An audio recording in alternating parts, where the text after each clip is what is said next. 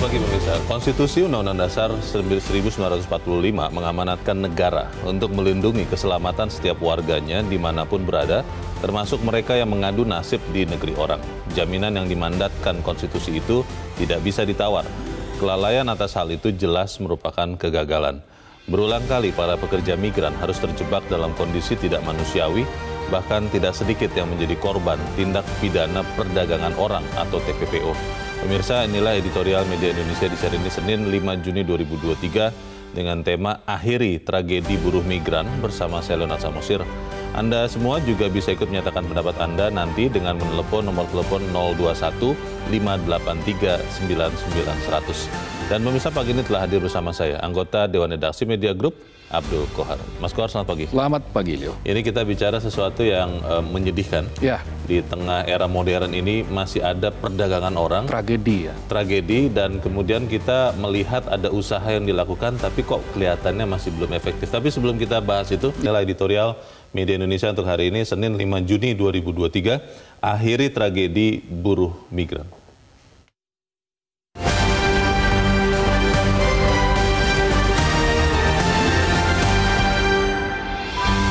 Akhiri tragedi buruh migran.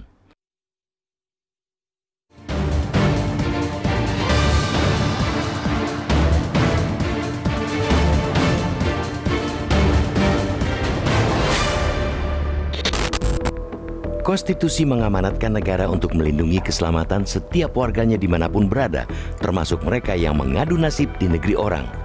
Jaminan yang dimandatkan konstitusi tersebut tidak bisa ditawar, dan kelalaian atas hal itu jelas merupakan kegagalan. Berulang kali para pekerja migran harus terjebak dalam kondisi tidak manusiawi. Bahkan tidak sedikit yang menjadi korban tindak pidana perdagangan orang kembali ke tanah air, hanya jenazahnya saja.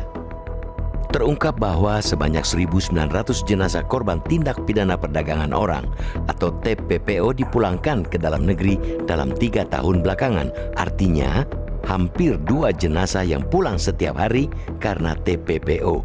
Kemudian, sedikitnya terdapat 3.600 pekerja migran Indonesia yang mengalami sakit, depresi, hilang ingatan, bahkan cacat secara fisik. Melihat fakta tersebut, negara bukan hanya lalai, melainkan gagal dalam melindungi segenap warga negaranya. Kasus yang berulang ini menjadi penanda gagalnya skema perlindungan terhadap pekerja migran. Tidak hanya ketika di negeri orang, sistem perekrutan di dalam negeri juga masih amburadul. Buktinya, 90% para buruh migran yang terjerat TPPO tersebut berangkat tanpa dibekali dokumen resmi. Artinya, mereka bekerja tanpa disertai keahlian dan kecakapan yang disyaratkan. Biasanya melalui jalur tikus lewat jasa tekong dan menjadi korban penempatan sindikat ilegal. Akhirnya ketika berada di negara tujuan, mereka dieksploitasi, mendapatkan kekerasan, waktu kerja panjang, tidak digaji, tidak dapat hari libur, tidak dapat jaminan sosial, serta buruknya kondisi kerja dan tempat tinggal. Kondisi yang membuat para pahlawan devisa ini lebih mirip mengalami sistem perbudakan. Mereka layaknya komoditas yang diperjualbelikan oleh para sindikat. Sialnya, praktek ini seakan tidak tersentuh oleh aparat, justru malah tumbuh subur. Padahal Indonesia sudah memiliki Satuan Tugas Tindak Pidana Perdagangan Orang atau Satgas TPPO yang keketuaannya dijabat langsung oleh Menteri Pemberdayaan Perempuan dan Perlindungan Anak.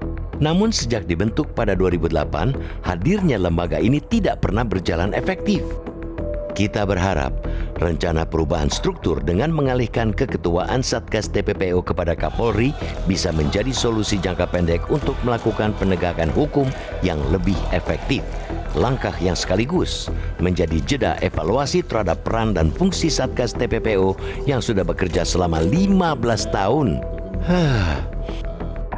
Pasalnya, tumbuh suburnya TPPO dipengaruhi oleh praktek saling melindungi atau backing oleh beberapa pihak. Dengan berada di tangan Kapolri, praktek-praktek upaya komodifikasi buruh migran ini dapat dengan cepat diberantas. Publik berharap Satgas di bawah Kapolri nantinya akan bergerak cepat menjerat 5 orang bandar besar sindikat perdagangan orang yang berhasil diidentifikasi oleh Badan Nasional Penempatan dan Perlindungan Tenaga Kerja Indonesia atau BP2MI. Kelima orang tersebut selama ini tidak tersentuh hukum karena dilindungi oleh orang-orang yang punya kuasa. Namun, tentu negara tidak boleh kalah dengan orang-orang yang mengklaim memiliki atributif kekuasaan.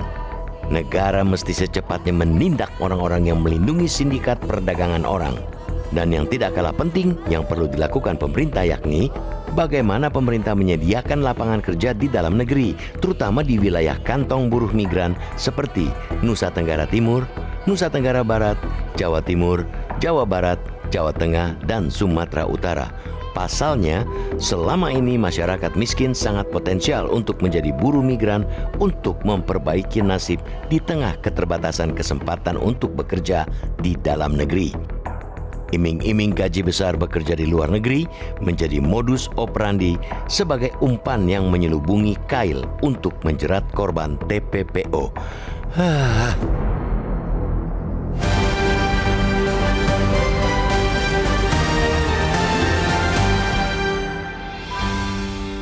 Anda bisa ikut menyatakan pendapat Anda terkait dengan editorial pagi ini. Pemirsa, untuk saat ini tetaplah bersama.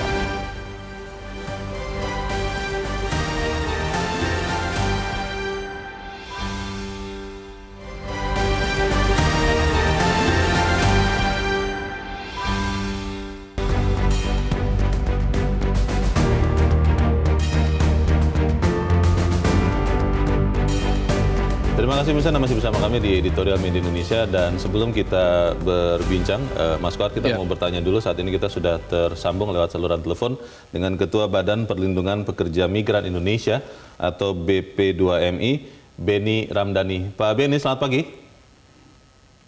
Selamat pagi, Bung Leo.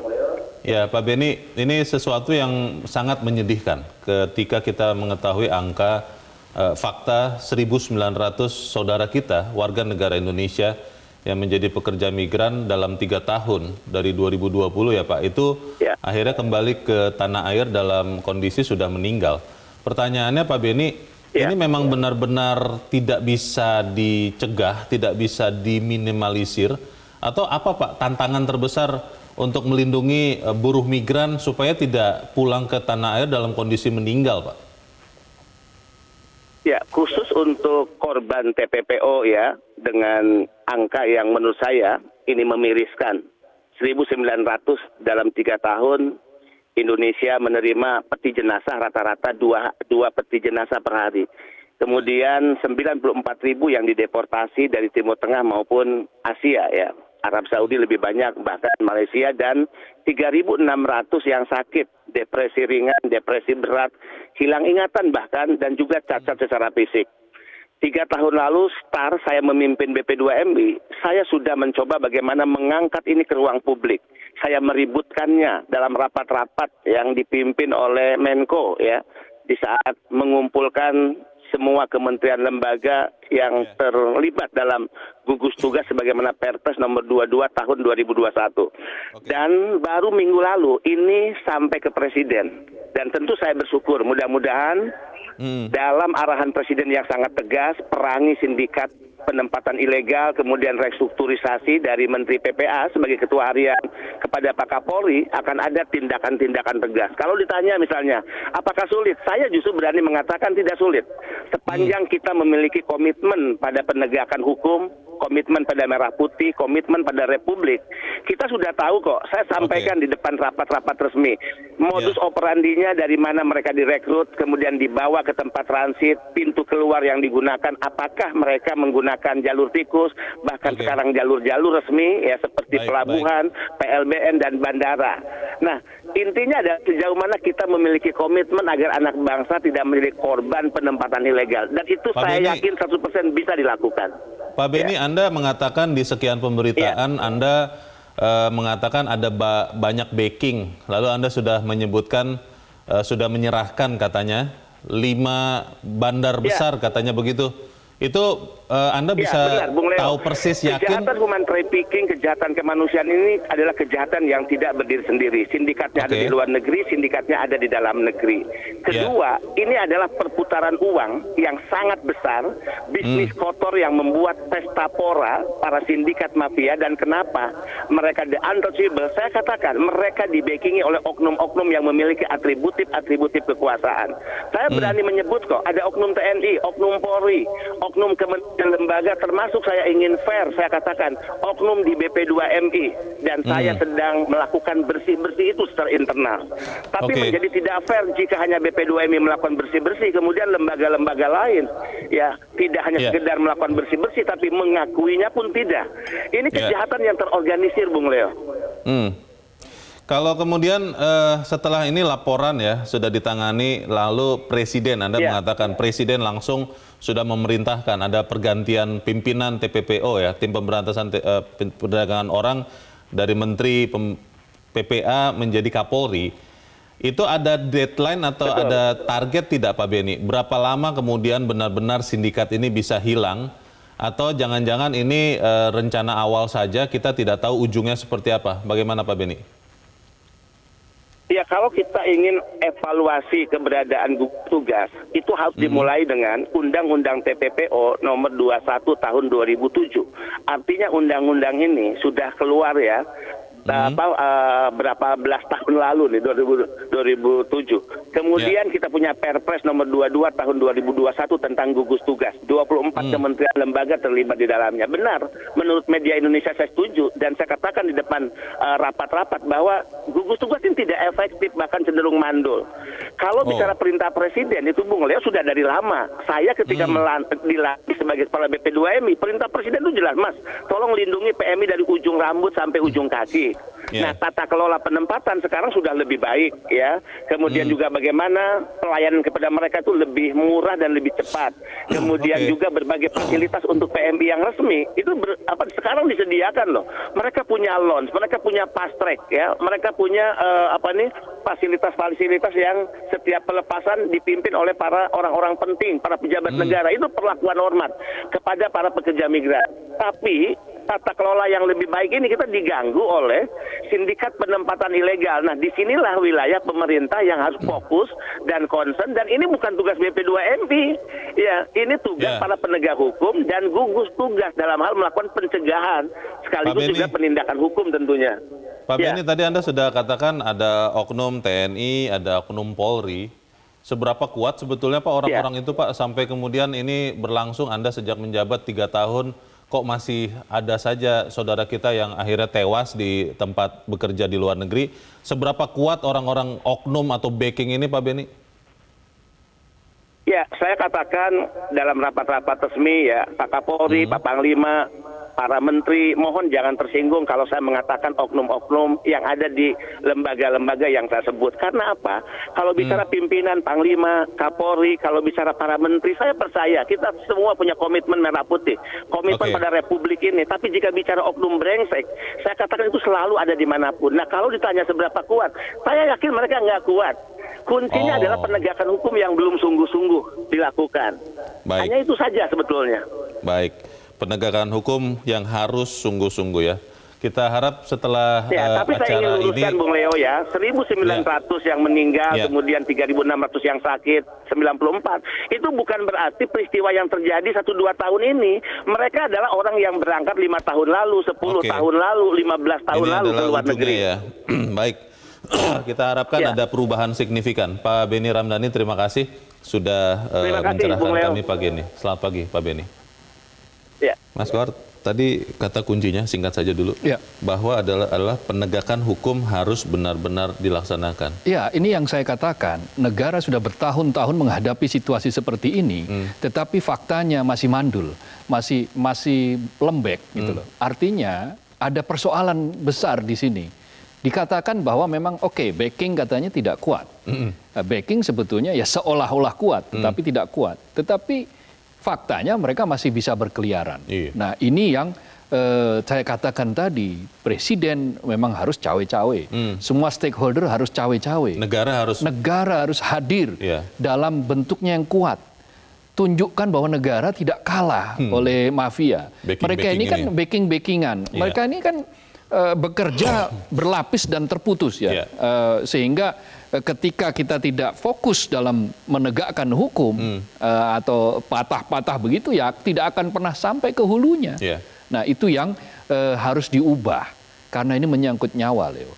Mereka bahkan ada yang menggunakan kredo agama, topeng agama di Nusa Tenggara Timur misalnya. Ada kelompok-kelompok misalnya persekutuan doa yang dimasuki oleh oknum-oknum itu yang kemudian merusak kelompok itu gitu loh. Pertanyaannya adalah apakah memang negara tidak mampu atau negara tidak mau? Kita akan bahas selepas jeda dan pemirsa tetaplah bersama kami.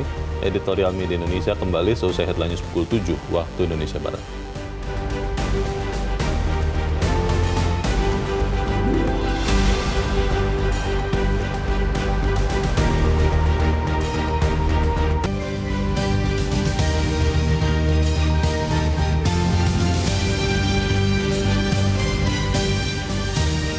Indonesia mengajak Anda untuk mengakses fitur premium e-paper. Dengan sajian konten berbasis intelektual dan meneguhkan kebangsaan, Media Indonesia tampil dengan lebih dinamis melalui e-paper Media Indonesia yang dapat Anda akses kapan saja, di mana saja.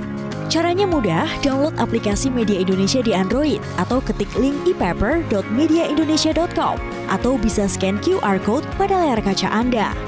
Klik tab e-paper di bagian samping layar tablet Anda, daftarkan data diri, serta pilih paket berlangganan e-paper Media Indonesia sesuai dengan kebutuhan Anda.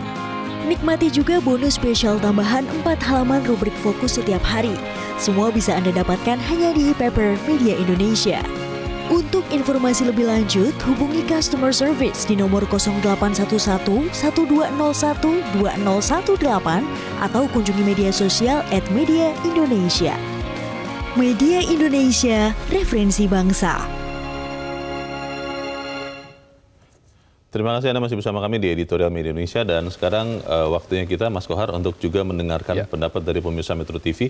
Saat ini kita sudah terhubung dengan pemirsa Metro TV di Batam, Kepulauan Riau. Ada Pak John Veto. Pak John, selamat pagi. Selamat pagi, Bung Leo. Selamat pagi, Mas Kohar ya. Salam pagi. Silakan Pak John, pendapat Anda Pak. Saya kaget betul dengar apa ini ya. Ada 1.900 dalam 3 tahun ya, warga negara Republik Indonesia yang pulang melalui kargo peti. Jadi ini sangat menyedihkan. Jadi kalau dapat kita mengeluarkan dari cobalah ya petinggi negara Republik Indonesia ini dari presiden sampai apa menterinya. Ini sinilah kita keroyok namanya yang cawe-cawe itu ya, hal yang ini. Ya. Nah, saya dengan ketua BP2MI ini, saya dulu satu bendera sama beliau. Saya tahu dia orangnya tegas, sama kasihan ya. Kasihan betul. Saya angkat topi sama beliau. Cuma dia terseok-seok, Bung Leo. Semangatnya tinggi, nasionalnya tinggi. Cuma dia terseok-seok. Syukur alhamdulillah, Bung Leo. Sekarang satgasnya langsung dia ke Kapolri. Ini yang dari dulu seharusnya begitu. Karena begini, hilirisasinya ini dia jangan produksi apa aja. Ini hilirisasinya nih dari hulu sampai hilir harus diawasi, Bung Leo. Contoh ya. Kan ada saudara kita yang yang notabene yang ekonominya mungkin yang agak ada beberapa daerah ya, NTT, NTB dari Jawa. Ini perangkat kita kan ada dari bawah, ada kepala dusun, RT, RW. Jadi dari hulunya sampai hilirnya, kami yang di Kepri ini dapat kecipratan dari hilirnya untuk keberangkatannya kadang-kadang.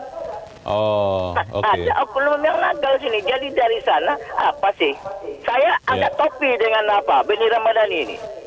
Cuma kasihan betul sama dia. Dia memang konsen. Tapi kata kuncinya kata Bang Kohar tadi cobalah kita cawe-cawe di sini. Baik. Semua anak bangsa ini. Kalau Anda percaya tidak Pak bahwa apa yang terjadi ini tindak pidana perdagangan orang TPPO benar-benar bisa dihilangkan, bahwa negara benar-benar mau hadir dan mampu hadir untuk memberantas sindikat pengiriman orang ilegal ini, atau Anda berharap yang ya biasa-biasa saja? Bagaimana Pak John?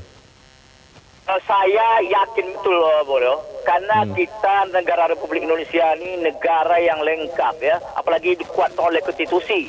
Ini baru orang saja, Beni satu orang dia, Beni Ramadhani. Mudah-mudahan ada 10 orang aja kayak Beni Ramadhani didukung dengan cewek-ceweknya, semua instansi yang ada di negeri ini pasti selesai. Kita harapkan itu yang terjadi. Pak John Veto, terima kasih Pak untuk pendapat Anda dari Batam, Kepulauan Riau. Selamat pagi. Di belakang Pak John ada Pak Ondo di Bekasi, Jawa Barat. Pak Ondo, selamat pagi. Selamat pagi, Bung Leo. Selamat pagi Pak Ondo. Silakan Pak, pendapat Anda Pak. Iya, mengakhiri tragedi buruh migran ini menurut saya tidak hanya mengkaji ulang sistem TPPO, juga tidak hanya merubah struktur dengan mengalihkan kepada Satgas Kapolri, tapi sebaik apapun sistem yang kita adakan itu tidak akan bisa berjalan dengan baik bila tidak ada penegakan hukum yang tegas. Maka harus tetap penegakan hukum kuncinya. Bandit-bandit atau sindikat yang tidak tersentuh selama ini harus ditindak tegas dan dihukum berat agar ada efek jera. Juga itu tutup semua jalur-jalur tikus yang notabene sudah diketahui tapi tetap aja bisa lolos. Yang penting lagi Bang Leo, pemerintah khususnya pemerintah daerah harus juga fokus memikirkan jalan untuk mengentaskan garis kemiskinan. Karena faktanya orang-orang miskin dari daerah-daerah tertentu yang menjadi korban. Buka kesempatan kerja sebesar-besarnya, lakukan sosialisasi sebesar-besarnya perihal bekerja sebagai pekerja migran agar mereka tidak menjadi korban bujuk rayu dengan iming-iming gaji besar. Mereka harus tahu mana yang benar, mana yang tidak. Demikian, Bung Leo. Terima kasih. Terima kasih Pak Ondo di Bekasi, Jawa Barat untuk pendapat Anda Pak. Selamat pagi. Di belakang Pak Ondo ada Pak Yunus Luat di Tanjung Selor, Kalimantan Utara. Pak Yunus, selamat pagi. Selamat pagi, Bung Leo. Langsung saja bahwa kita ketahui di NKRI tercinta ini, konstitusi kita mengamanatkan untuk negara melindungi keselamatan setiap warganya dimanapun dia berada. Nah, saran kami dari pelosok Kalimantan Utara yang khususnya berbatasan langsung dengan negara tetangga yang selalu menggunakan tenaga kita atau Malaysia, bahwa segera tutup, hentikan TPPO, tindak pidana perdagangan orang yang ilegal. Sayang kita dengan warga kita 1.900 korban per tahun. Kalau kita hitung-hitung 2 orang tiap hari. Maka jangan main-main dengan ini. Siapapun pelakunya yang sudah terbiasa segera ditindak. Jangan dibiarkan. Kemudian pesan kami khususnya kementerian terkait maupun dinas-dinas terkait yang ada di kabupaten, kota dan provinsi, khususnya yang mengurus urusan perbatasan, supaya betul-betul melihat warga kita yang mau bekerja keluar. Jangan dibiarkan, apalagi mereka yang dari kampung-kampung, kasihan. Nah, secara khusus lagi untuk pemerintah desa, supaya lebih teliti dengan ketua RT, ketua RW mendata warganya yang ada rencana keluar. Jangan sampai sembarangan memberikan. Karena walaupun mereka ini pergi cari rezeki, mengais rezeki dan mungkin ada penghasilan juga untuk negara, tapi kita harus selamatkan karena ini konstitusi kita. Terima kasih, Tuhan berkati Bung Leo dan semua. Amin. Terima kasih Pak Yunus Luat di Tanjung Selor, Kalimantan Utara. Selamat pagi Pak. Kalau melihat pendapat dari para pemirsa Mas Kohar, ini kan sebetulnya tadi yang dikatakan Pak Ondo tuh ya, kalau saya boleh garis bawahi, tidak cukup hanya dengan mengubah tim pemberantasan TPPO. Ke Kapolri pun kalau penegakan hukumnya tidak tegas, ya sama saja bohong. Bagaimana Mas? Ya harus simultan. Pertama yang paling penting adalah membereskan dulu proses rekrutmen. Kalau memang betul-betul di Republik ini sulit mencari pekerjaan, pekerjaan belum bisa disediakan oleh pemerintah, atau pekerjaan belum bisa dibuka seluas-luasnya oleh siapapun ya, pemerintah daerah juga masuk bagian yang bertanggung jawab dengan ini, maka kalaupun toh harus mengirim pekerja migran, maka rekrutmennya harus betul-betul beres, dokumennya harus jelas, mereka juga harus diberikan pengetahuan tentang bagaimana kontrak itu, bagaimana hukum, apa hak yang harus mereka terima. Jangan hanya karena iming-iming, janji surga, gaji besar dan seterusnya. Tetapi di belakang ternyata dokumennya aspal, asli tapi palsu kan. sindikat ini kan cara bekerjanya begitu. Mereka sudah punya cap sendiri bahkan di bandara, bekerja sama dengan oknum-oknum di imigrasi misalnya. Punya cap sendiri. Ada cap sendiri, sudah ada yang menyambut sendiri di bandara. Orang-orang kalau misalnya sudah diketahui, oh ini berarti harus lolos, ini harus lolos. Karena dia sudah merupakan sindikasi yang di situ ada mata rantai uang yang bergerak di situ. Ketika ada mata rantai uang yang bergerak di situ, maka ya siapapun orang-orang yang memang bermental pengeruk uang, ya dia akan seperti semut yang merubungi gula. Gitu. Nah, tapi persoalannya kemudian ini masalah manusia, tragedi kemanusiaan. Yang terakhir hari Sabtu kemarin. Ada orang dari NTT namanya Agnes Penny, usianya 20 tahun, yang dinyatakan meninggal dunia. Bulan April lalu dia baru berangkat ke Malaysia melalui Batam. Baru 2 bulan mungkin. Baru kemudian hari Sabtu kemarin, Sabtu tanggal 3 Juni kemarin, keluarganya diberitahu bahwa Agnes Penny meninggal dunia. Dan jenazahnya akan segera dikirim ke NTT. Ini kan sebuah cerita yang sangat-sangat getir, Leo. Yang negara tidak boleh cuek, negara tidak boleh lembek, ini sudah sangat darurat, ini luar biasa. Pertanyaan besarnya, Mas Kohar, kan kalau selama ini mungkin negara itu mengatakan kita akan mengusut, kita akan memproses, tapi nama-namanya kan masih harus dicari. Kalau ini kan kita sudah lihat BP2MI sudah kasih, bahkan ada angkanya loh, 5 orang yang katanya dalang, yang katanya backing. Kalau menurut Pak Beni tadi, levelnya bukan petinggi lah begitu. Harusnya sih backing ini bisa dituntaskan. Betul. Lalu sekarang ketua tim pemberantasannya sudah kepala kepolisian Republik Indonesia. Kalau masih terus terjadi juga, kita harus menunggu. Kan ini kan baru kan, restrukturisasinya baru berubah dari tadinya dipimpin oleh Kementerian Pemberdayaan Perempuan, Perlindungan Anak Menteri PPA Menteri PPA, dan kemudian beralih ke langsung Kapolri. Ini kan pesannya, message-nya sebetulnya jelas, yaitu apa? Ini urusannya sudah urusan penegakan hukum. Ini sudah urusan tindak pidana. Nah, karena ranahnya adalah tindak pidana, maka polisi yang bergerak. Dan ini adalah pertaruhan juga bagi Kapolri. Karena apa? Ini juga pertaruhan kepada negara. Apakah negara serius melindungi rakyatnya? Apakah negara betul-betul satu manusia Indonesia akan dihargai sebagai manusia yang hak hidupnya harus dijaga, hak keselamatannya harus betul-betul dilindungi. Kalau ternyata toh nanti hasilnya juga sama-sama saja, maka ya kita dengan maaf kata kita mengatakan ya mungkin kita sedang gagal menuju negara gagal, atau sudah menjadi negara gagal dalam menjalankan amanat konstitusi, yaitu apa? Melindungi segenap warga negara Indonesia. Segenap tumpah darah Indonesia. Memang kalau tadi disebut Pak Beni ya, Mas Kohar, ini bisnis. Ini memang orang-orang tidak punya hati ya, manusia kok dibisniskan begitu. Tapi perputaran uangnya besar sekali yang kemudian membuat oknum-oknum itu, tadi Pak Beni sudah sebutkan, ada oknum di TNI, ada oknum di Polri, ada di kementerian lembaga yang lain, yang sama sekali tidak peduli dengan fungsinya, dengan sumpah jabatannya. Tapi pertanyaannya lah begini, kalau sekarang sudah Kapolri yang memberantas, terus masih terjadi juga, itu artinya apa? Apakah memang backing-backing yang lain ini masih lebih kuat lagi dari Polri, dari Kapolrinya, atau bagaimana, Mas? Ya, kita harus bertanya itu kepada Kapolri nanti. Apa yang akan dia lakukan? Apakah betul bahwa para backing ini orang yang sangat kuat? Kalau tadi dikatakan oleh Pak Beni Ramdhani bahwa sebetulnya ini bukan orang kuat atau mengaku-ngaku kuat, karena mereka merasa memiliki cantolan, ya buktikan bahwa mereka sebetulnya bukan orang kuat.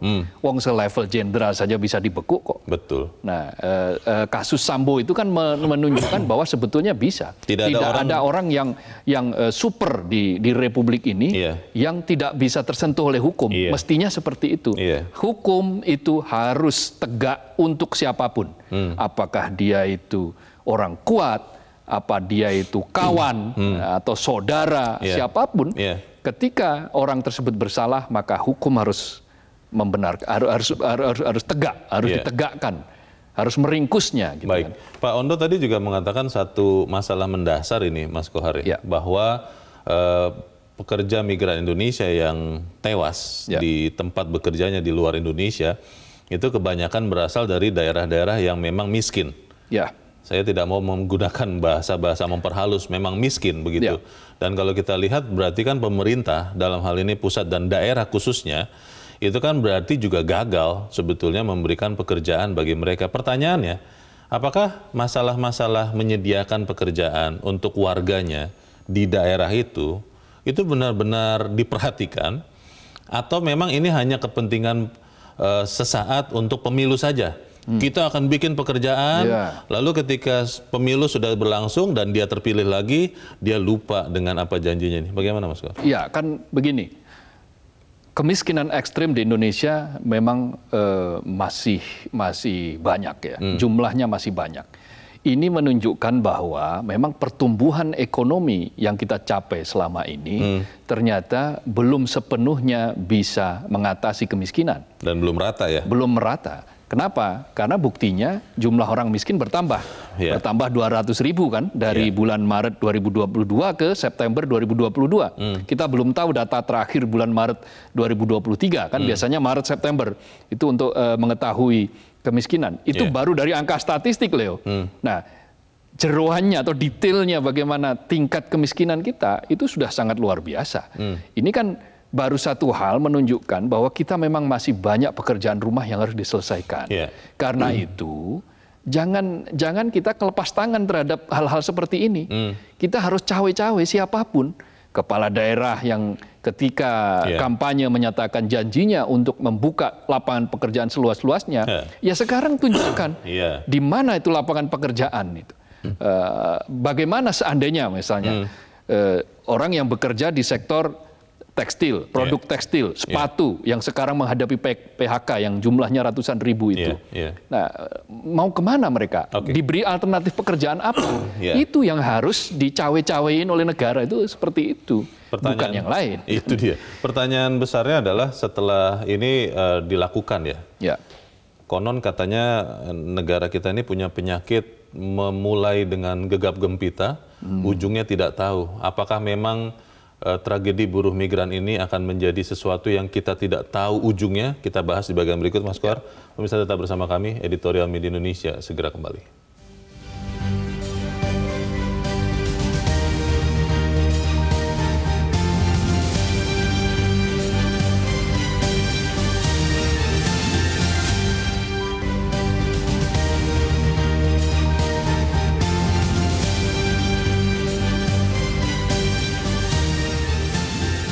Terima kasih Anda masih bersama kami, pemirsa. Kita di bagian akhir dari diskusi kita pagi ini. Mas Kohar, kalau semuanya ini sudah terang benderang ya. Tadi bahkan sampai ada 5 dalang atau backing atau apapun lah namanya yang menjadi sumber tragedi buruh migran ini saat ini ya.